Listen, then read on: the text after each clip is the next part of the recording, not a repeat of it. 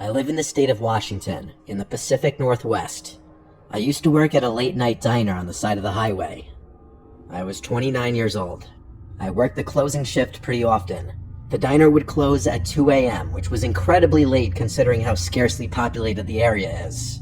But even so, given the proximity to the highway, there would usually be at least 1 or 2 customers in the building until closing time. Having grown up in the South and moved up here, I can tell you that people are different.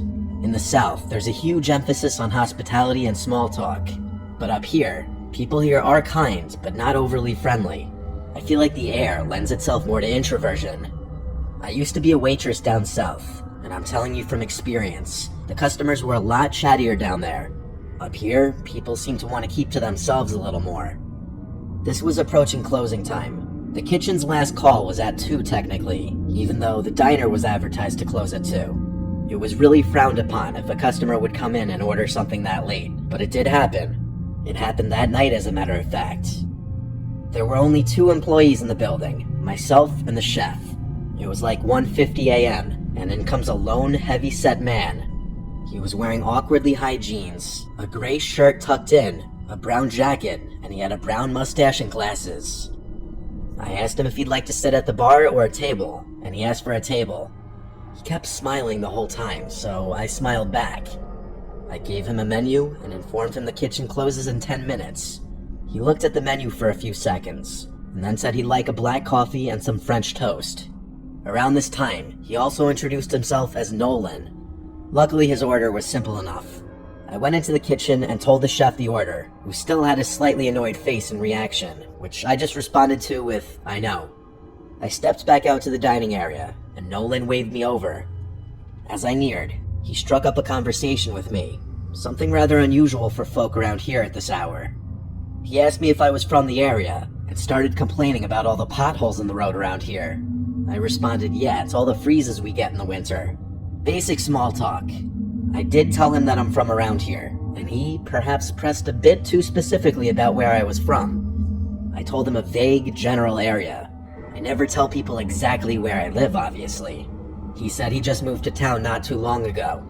As he spoke, I analyzed his body language and character in general. He seemed like a somewhat nerdy older guy, and this may have been his idea of flirting. Didn't bother me much, though. I dealt with it back home in the South all the time, so I was used to it. Since this was the last customer of the night, the chef personally came out and placed his food on the counter. I went to grab it and bring it to Nolan. By this point, he had his food and coffee, and everything else was about ready to close up shop. I wiped down the counters and tables and everything already. I stayed behind the counter, a little further away from Nolan, because I was tired of conversing with him. My social energy was drained, and I was ready to get home and go to sleep. When he finally finished his food, I went to drop off his check before he even asked for it, politely, non-verbally implying that we were closed and we wanted to get home. He paid by card, and then he left. The chef would be the one closing up the place, so after cleaning Nolan's table and gathering all my belongings, I said goodbye to the guy working in the kitchen and walked out to my car. There were 3 cars in the lot, mine, the chef's, and a third one that I couldn't explain. It was a silver, older-looking car, like a 2005 Toyota or Audi or something. I wasn't sure. I also couldn't tell if the windows were tinted or if it was just so dark out that I couldn't see into the car. But I wasn't able to tell if someone was in the car or not. It was parked on the dirt closest to the highway. I wondered if it was Nolan's car. I got in my car and started heading home. The diner to my home is about 20 minutes. I was on the highway when a ding came from my dashboard and the tire pressure screen popped up. I started freaking out. I didn't know how to change a tire. I'd never even called my roadside assistance company. I was still a decent way from home.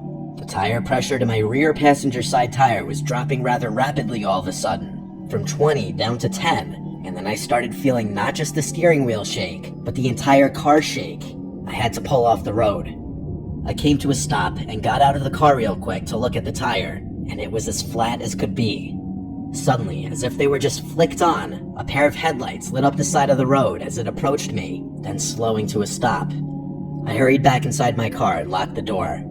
I truly didn't know what to do. And then there was a light tap at my window.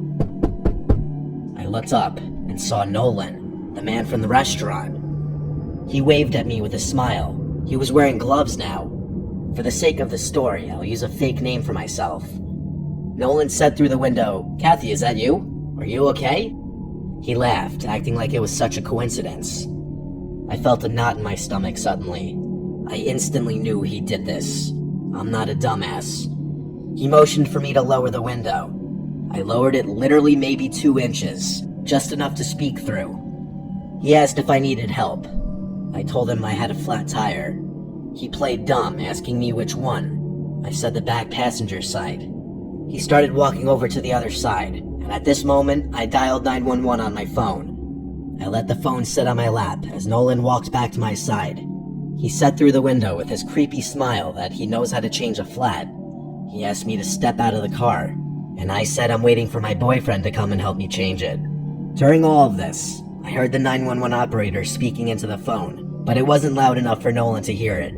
I tried to make it as clear as possible my situation to the operator without being too obvious for Nolan to catch on. I basically said, "I'm not sure how I got a flat, but I'm waiting for my boyfriend to come help me change it. Thanks for offering to help, sir." He stood there for a second with a much less friendly look on his face. Then he walked away from the window.